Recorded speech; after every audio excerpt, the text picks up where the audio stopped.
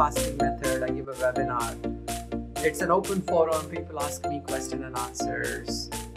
And sometimes I give a presentation and I forgot to hit the record button. So I'm re-recording that. And the question that I was exploring was, can a high-fat diet be toxic to somebody with insulin resistance? One of the mistakes that the low-carb community can do is to go out and propound that a low-carb diet is beneficial for everyone without qualifications, because there are certain nuances and certain precautions that you need to take before you advocate this to everyone. So in order to evaluate that, I was asking the following questions. Define how insulin resistance controls cholesterol and triglyceride metabolism. What causes high triglycerides? In other words, define what is called lipoprotein insulin resistance. How do we get fatty liver? What is reverse cholesterol transport? And can a low-carb, high-fat diet cause lipotoxicity? Now, it may come as a surprise to some that insulin not only controls carbohydrate metabolism, but also controls all aspects of fat and lipoprotein metabolism as well.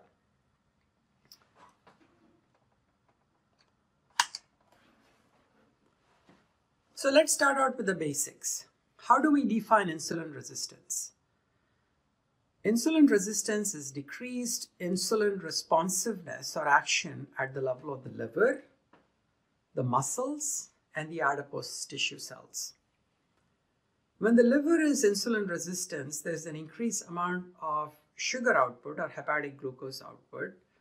There is an increased amount of triglycerides. That means the liver is exporting fat. And not only is it exporting fat, but it is storing fat and can have non-alcoholic fatty liver disease. The muscles become insulin resistant because they are unable to either use glucose or fat for energy. At the level of our adipose tissue, or here, insulin packs the fat into the fat cells. When somebody is insulin resistant, the fat that you have ingested, you are not able to pack it into the fat cells. Our fat cells are not just filled with fat, but they have other cells around them. Some of them are called pre-adipocytes. These pre-adipocytes can differentiate into new fat cells. There are also blood cells. Principal amongst them is macrophage, which is involved in inflammation. When you take fat tissue and you spin it, the cells go to the bottom except for the fat cells because they have low density and they stay at the top. Now this slide is showing the difference between healthy fat tissue and between fat tissue that is capable of multiplying into additional fat cells versus tissue that is not capable of doing that and becomes hypertrophied and inflamed. Generally, women are blessed with healthier fat tissue, so they can get a little bit heavier without getting inflamed because their fat cells can multiply. One fat cells can multiply into additional fat cells, or pre-adipocytes can differentiate into new fat cells. I don't want to stereotype any sex, but men usually don't have healthy fat tissue. Their fat cells hypertrophy rather than increase in number, and when they hypertrophy, they get inflamed. Some of them die, and there is an increase in the amount of inflammation and inflammatory cells in the fat cells of men. Now let us see how insulin is involved in the metabolism of the adipose tissue or fat tissue. So here is a person who's ingesting fat. It gets processed in the small intestines. It gets packed into a chylomicron molecule. The chylomicron is nothing but a fat-filled globule. It's a kind of a cholesterol molecule that is filled with fat. It circulates in the bloodstream. In other words, it's dumped into the bloodstream directly from our intestine. It circulates in search of a fat cell. It comes to a fat cell, and in the presence of an insulin-sensitive enzyme, which is called lipoprotein lipase, it dumps about 80% of its fat into the adipose tissue and then becomes a chylomicron remnant. Similarly, the liver exports a fat-filled lipoprotein, which is called VLDL. Again, through the action of lipoprotein lipase, it dumps its fat cargo into the fat cells, becomes a remnant, and these two remnants are picked up by the liver and cleared from the circulation. Now, this is depicting it again. This is a chylomicron from ingested fat, lipoprotein lipase. This is a blood vessel that is circulating in and around the fat tissue. With the action of insulin, it is dumping its cargo into the adipose tissue, becomes a remnant cleared by the liver.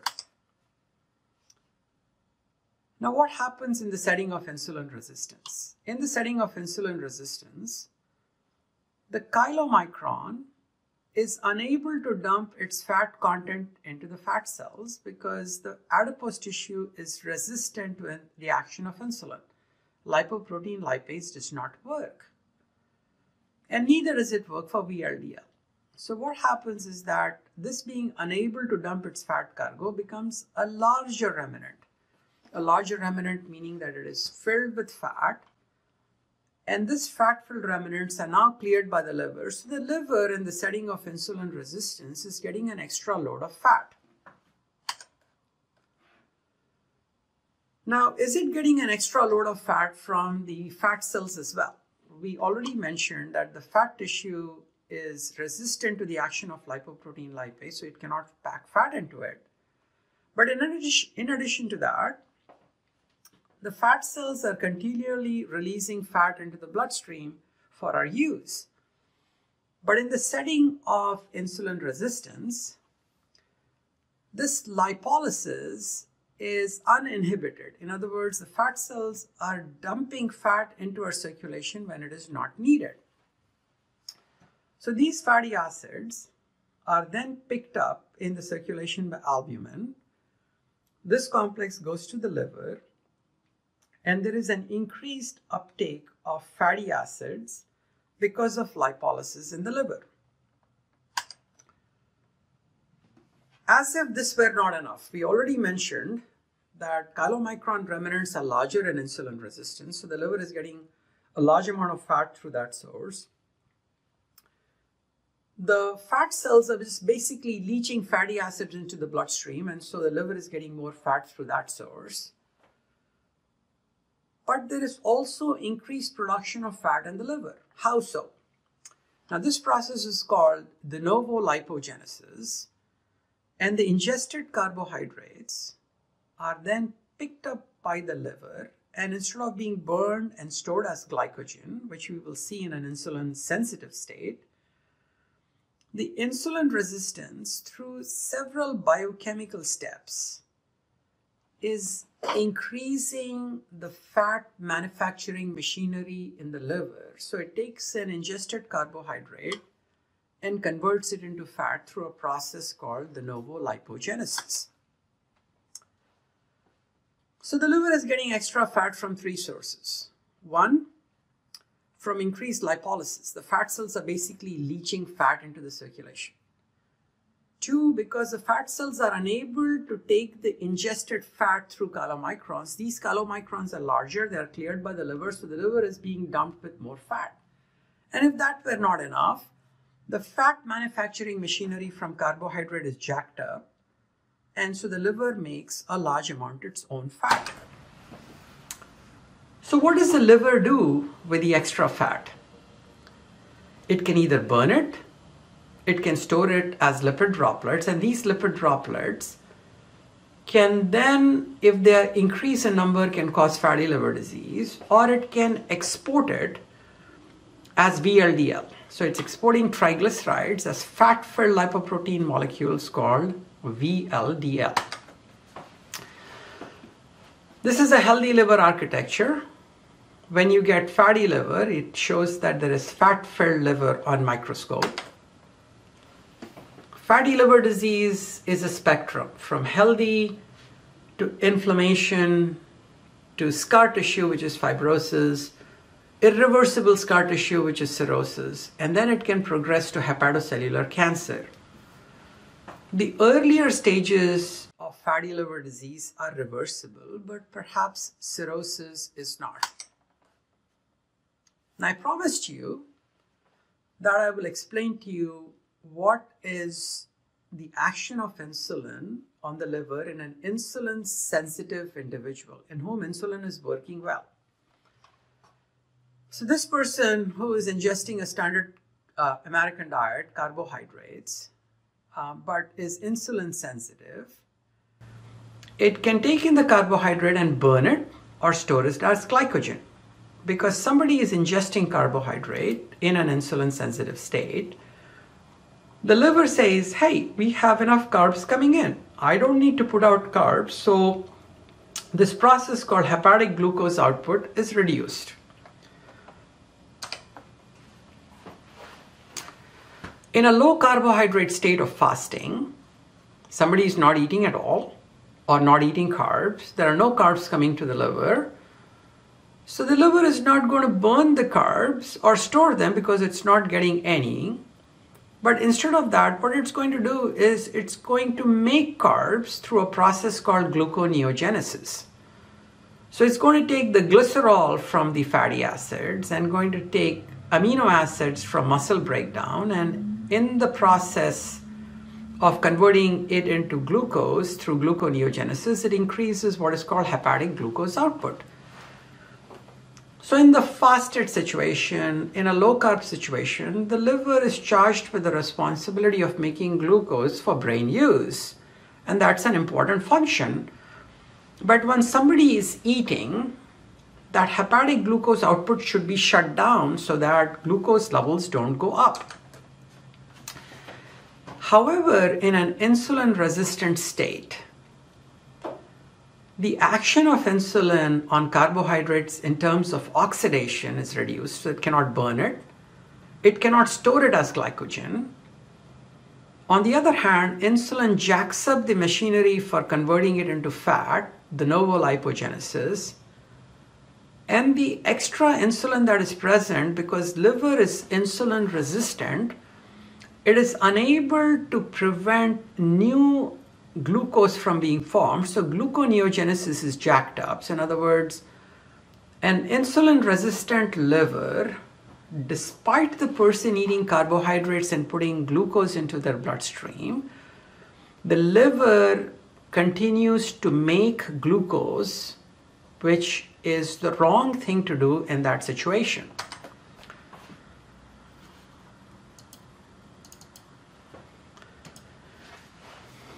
So how do we tie insulin resistance and fatty liver disease into something called reverse cholesterol transport?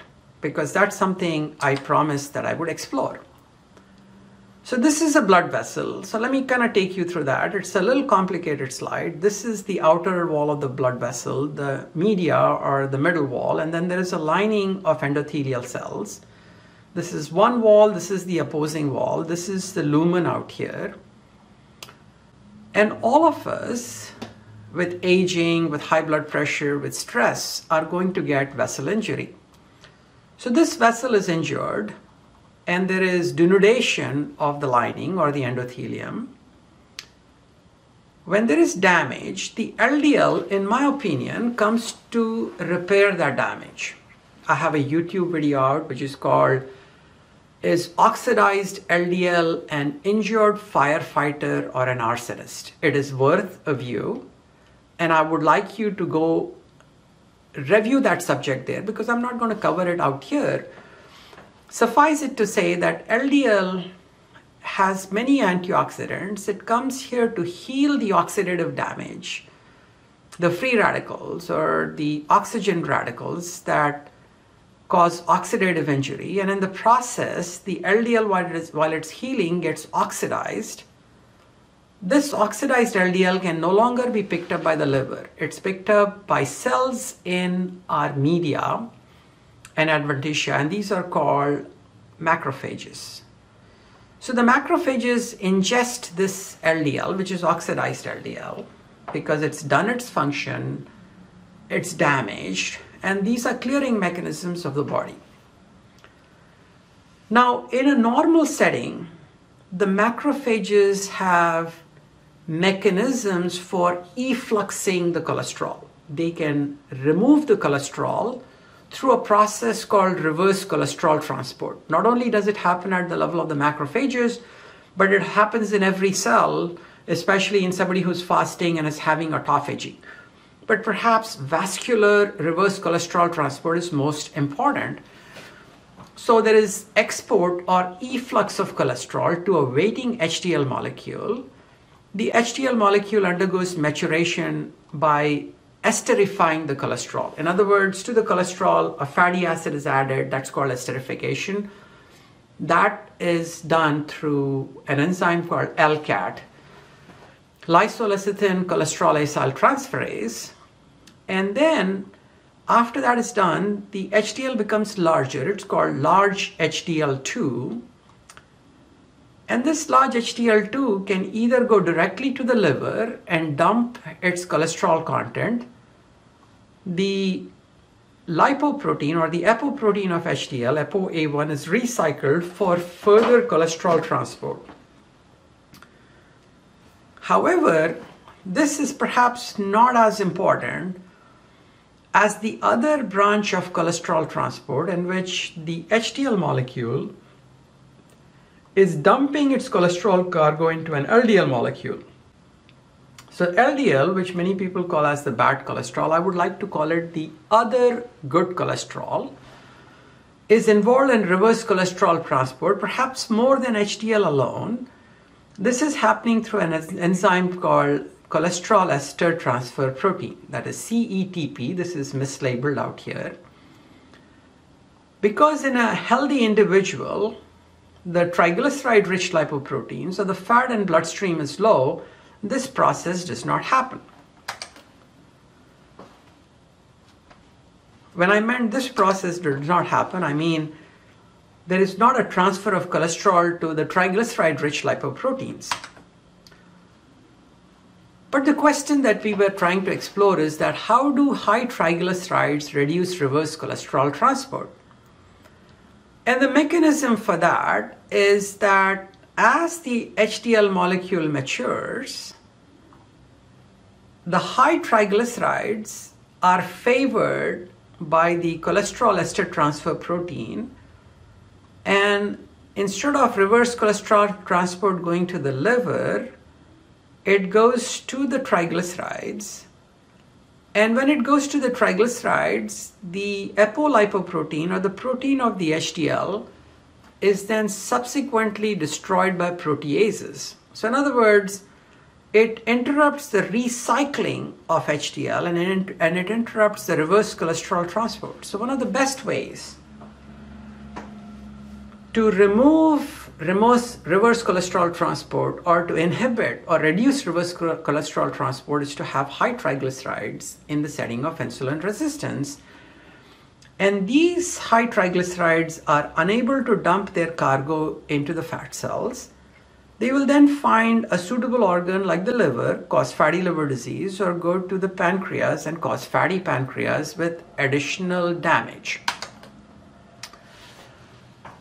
So I'm very nerdy and I put all kinds of explanations, and for people who are really interested, they can look up all this different stuff that I have written out here. But I put this slide up to remind my audience and to remind myself that I have written a book chapter in the textbook of low carb medicine with regards to cholesterol.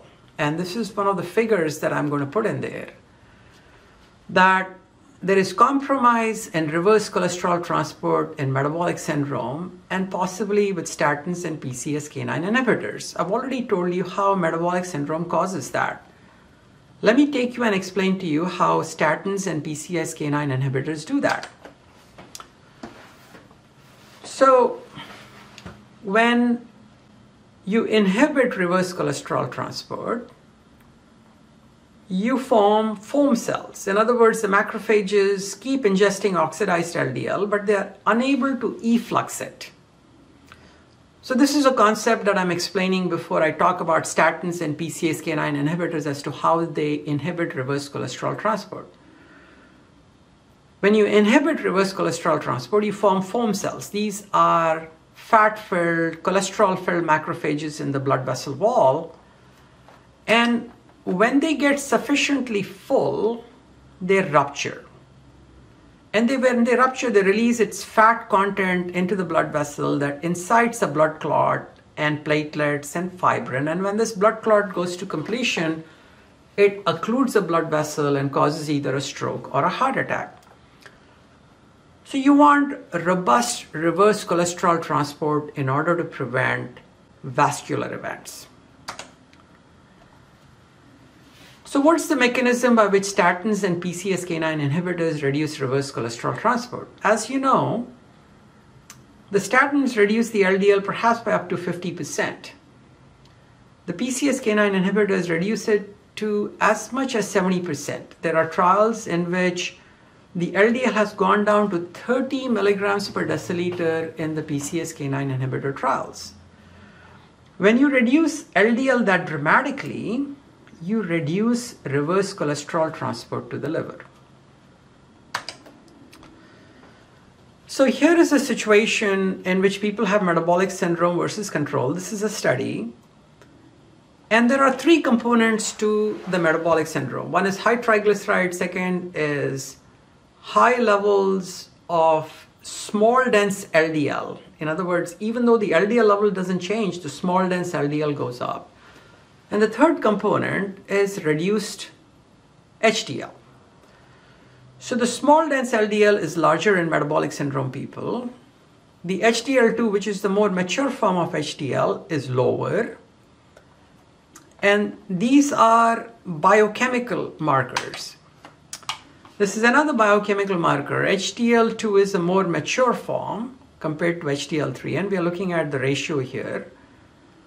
So as the components of metabolic syndrome increase, in other words, presence of hypertension, obesity or waist circumference, high triglycerides, low HDL, hypertension, high blood pressure, as the components increase, the amount of mature LDL falls, indicating that there is reduced reverse cholesterol transport. So this is a study in which they compared patients with established coronary artery disease. So these people had evidence of calcium in their blood vessels, or blockages. These are controls. And as you can see out here, the triglycerides were higher in cases than in controls. The mature form of HDL was lower in patients with heart disease compared to controls.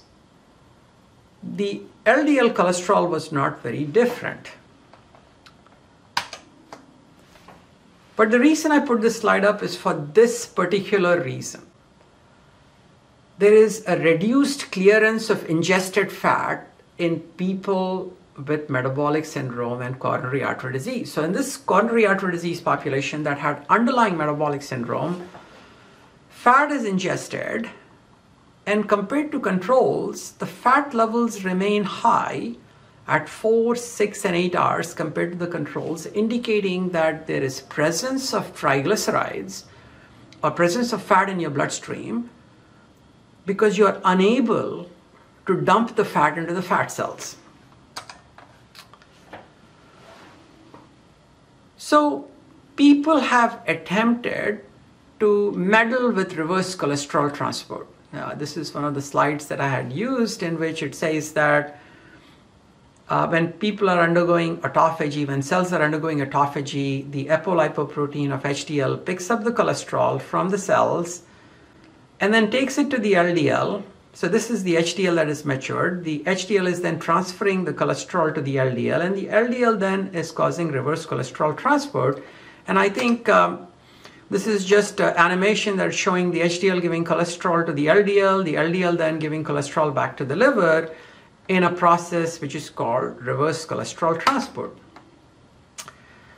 The cholesterol and the lipoproteins in the LDL are then recycled along with the LDL receptor by the liver.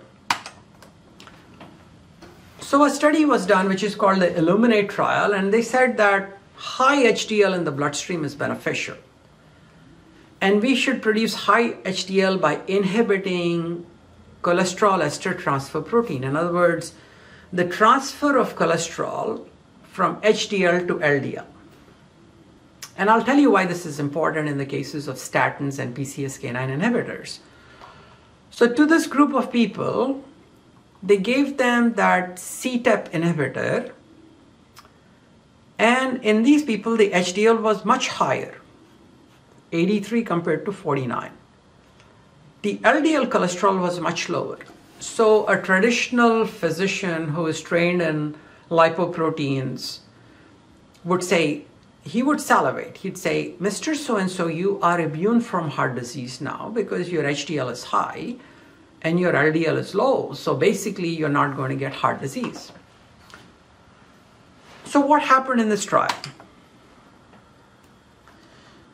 So what happened in this trial was that the administration of this drug, this trial, by the way, Illuminate trial, was stopped early because of increased mortality. There was an increase in death.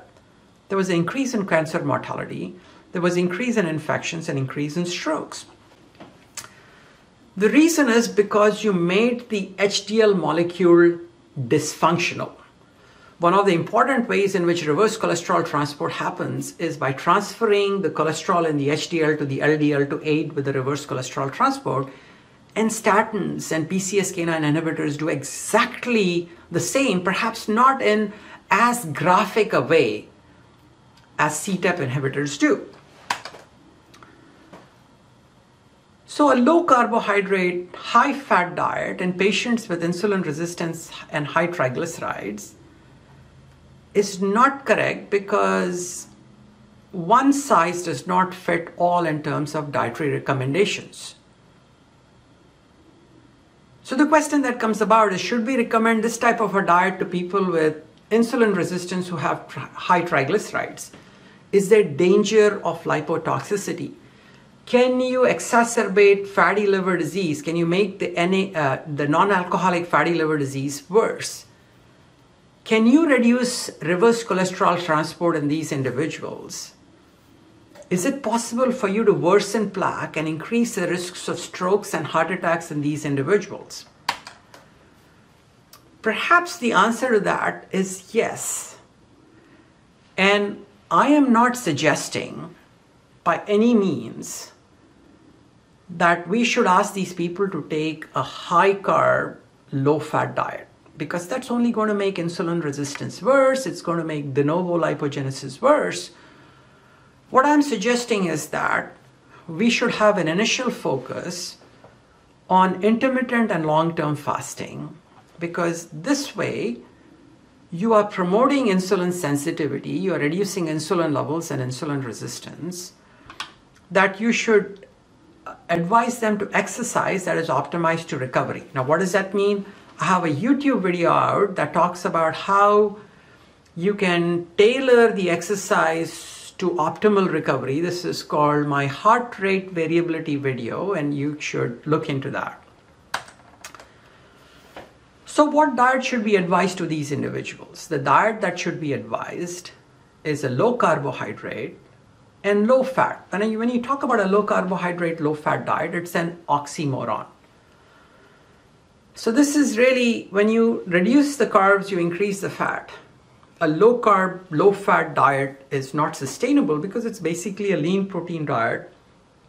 There is calorie restriction with that because you cannot eat enough protein for your caloric needs. So you're actually eating less, but you are mobilizing fat from your fat cells and you are emptying your fat cells so that you can pack the fat cells with the fat that you are ingesting when you start ingesting fat. So I propose that this regimen should be followed until the triglycerides are below 100 and the HDL is greater than 50 to 60 in people with insulin resistance and high triglycerides. So that's all I had, and I wish and I hope that you liked this presentation, that it makes common sense, that there is scientific validity based on all the information that I gave you.